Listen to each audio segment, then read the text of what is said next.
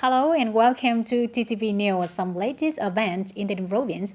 Ladies and gentlemen, on the morning of June 8, Mr. Phạm Hồng Thái, Permanent Deputy Secretary of the Provincial Party Committee, heads of the National Assembly's delegation of TayNinhTV Province, chairs discussions at the groups on the amended FRAP laws on prevention and combat of human trafficking, the Juvenile Justice Law Project, the amended trade unions law project, and the investment policies of the National Target Program on cultural developments for the periods of 2025-2035.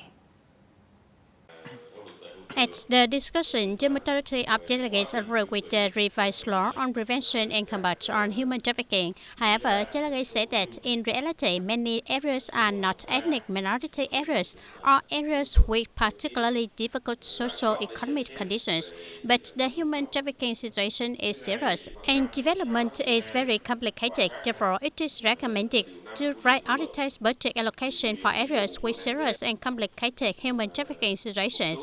At the same time, review to ensure there is no overlap with the real national target programs.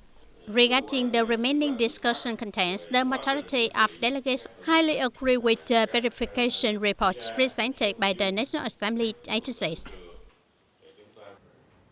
With determination to complete the set goals of disbursements of public investment capital, the Provincial Working Group to promote disbursements of public investment capital has been divided into two groups, presided over by the Departments of Planning and Investment and the Departments of Finance, respectively, to organize working sessions with district, towns, cities, and investors, with the departments rates lower than the provincial average.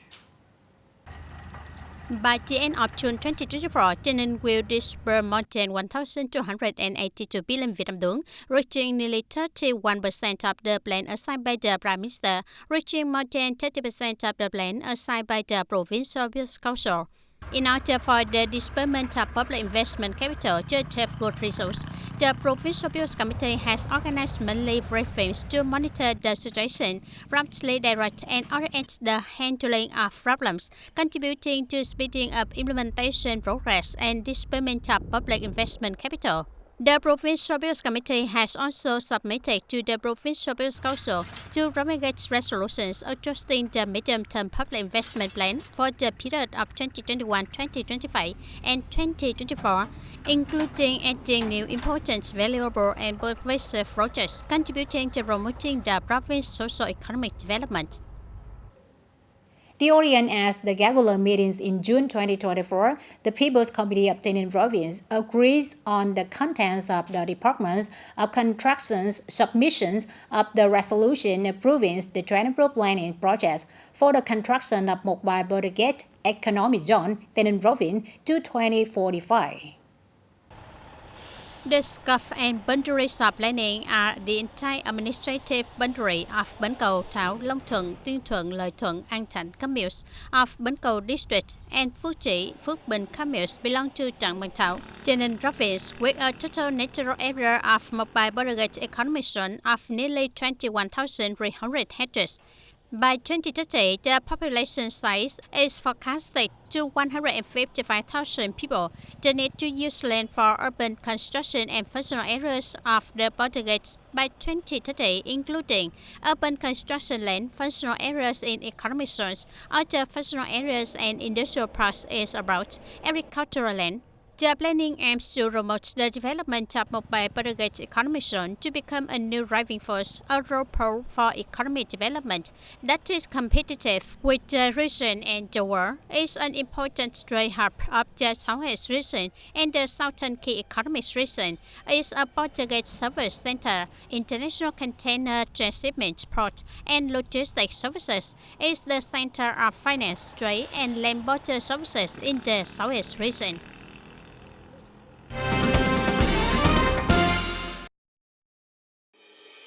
Asia is home to 14 of the top 15 road hubs Among them, Vietnam especially has the presence of Ho Chi Minh City, ranking the second place, and Hanoi ranking the sixth place in the rankings, according to the statistics from several global research departments.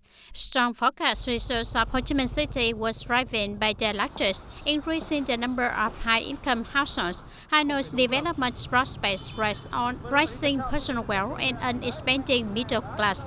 The study also analyzed that Vietnam is continuing to lay the foundations to reap the benefits of strong foreign direct investment flows over the next decade through groundbreaking changes in infrastructure, regulation, and zoning.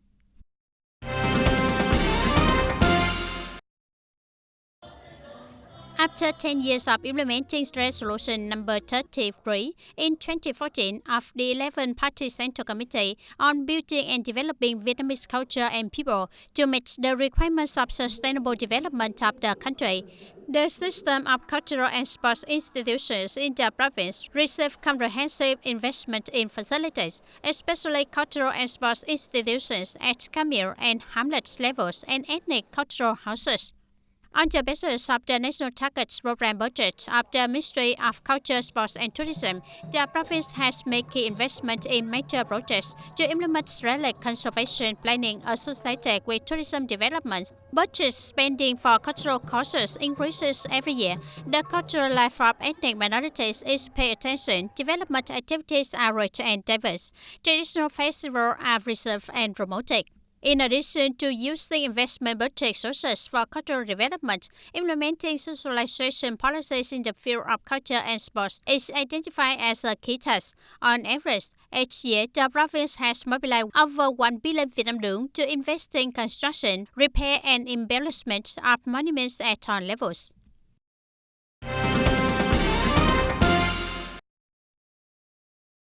The People's Committee of TayNinhTV Province has just issued a decision approving the list of areas where groundwater exploitation is restricted in the province.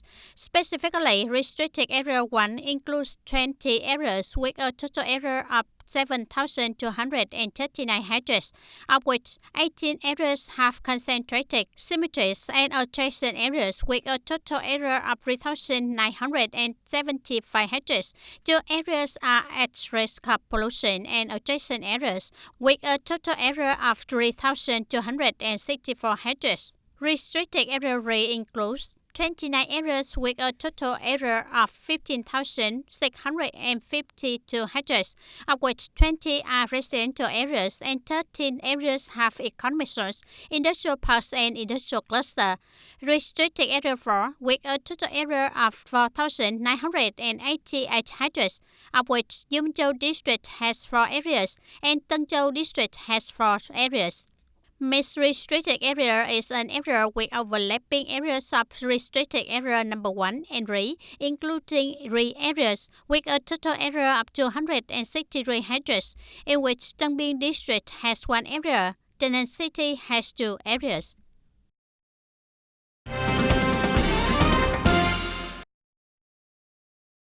And on June 6th, the People's Committee of Da Nang City held the opening ceremony of the Da Nang Vietnamese Good Fair, honoring OCV products and launching the first shopping promotion month of 2024.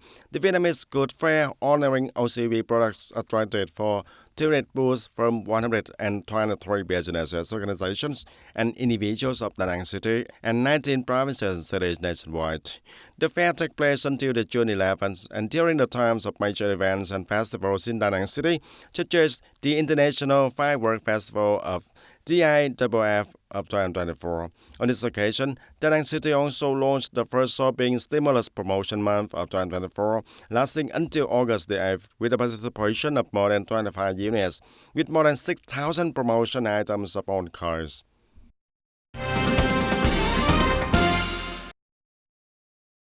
And also on the morning of June the 7th at Milia Winperton Hotel, the Steering Committee of the Da Nang City's Humanitarian Blood Donation Campaign organized the June of 2024 Humanitarian Blood Donation Festival.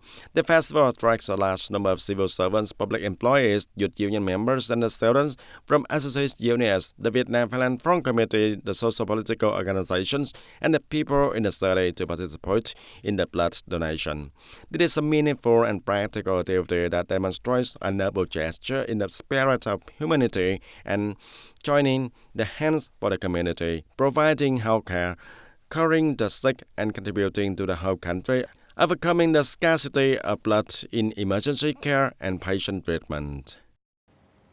Ladies and gentlemen, building a green TayNin is one of the province's 7 breakthrough clearly stay in the TayNin provincial plans for the periods of 2021-2030 vision to 2050. The green TayNin development's orientations is considered to be consistent with the current global trends, with the economic developments is associated with ensuring a green, clean, and beautiful environment. Planning for TayNin province for the period of 2021-2030 vision to 2050, setting a goal that by 2030, TayNin will have 16 urban areas, develop technical and social infrastructure system, ensuring the needs of urban areas and industrial parks comply with the criteria, standards, and regulations of current regulations related to urban development according to the roadmap associated with the green TayNin orientation. I see that the green TayNin planning makes the infrastructure closer to nature, develops more evenly, and creates favorable conditions for local businesses. Production and business establishments and people's life are not much affected by the pace of urbanization and industrialization. The planning clearly defines that the province focuses on developing renewable energy, reducing emissions, and generating revenue from the carbon fund, improve microclimate and adapt to climate change, develop circular economic models, clean agriculture and high-tech agriculture. Businesses and people of TayNin agree and actively support the implementation of the green TayNin orientation. A green TayNin orientation will also mean having a plan to protect the environment as well as other mineral resources. I believe that as a business and as a business association, we fully support this planning policy. TayNin has the third largest natural forest area among the southwest provinces, with the potential to develop renewable energy and possesses abundant clean water resources. TayNin is suitable for developing socio-economic activities and products aiming at the image of green TayNin. These many advantages are favorable for TayNin in implementing the goal of building and developing green TayNin according to the provincial plan. Ladies and gentlemen, over the past time, localities in the province have focused on building checkpoints and protecting the border. This is a practical program that mobilized the strength of the entire people, having to patrol, monitor, and resolve border incidents firmly and effectively, firmly protecting territorial sovereignty and national border security. Cao Lộc is a mountainous and border district with a national border of over 74 km long adjacent to China. Over the past time, people in the border area have unanimously promoted the spirit of solidarity and contributed to building a system of landmark inspection roads. Reputable people among ethnic minorities also contribute to propaganda and mobilization of people to directly participate in protecting borders and landmarks. I propagate and mobilize people to support Ba Sơn border guard station in building a patrol road to the landmark 77. This milestone is very long and difficult. These routes are very meaningful. They connect the army and people, showing concern between the back line and the front line, and at the same time, affirming the solidarity. Every time this content is deployed, it has now become a movement, and all forces are involved. This threat is very strong. Recently, the Fatherland Front at town levels in Lạng Sơn province has coordinated with border guard stations and border communes to launch a mass movement to participate in submergement of borders, landmarks, and security in order in border villages and hamlets. At the same time, mobilize people to participate in patrols and clear patrol routes. By working together, people in the border area regularly participate in clearing the road to the milestone so that border guards can patrol and control more easily.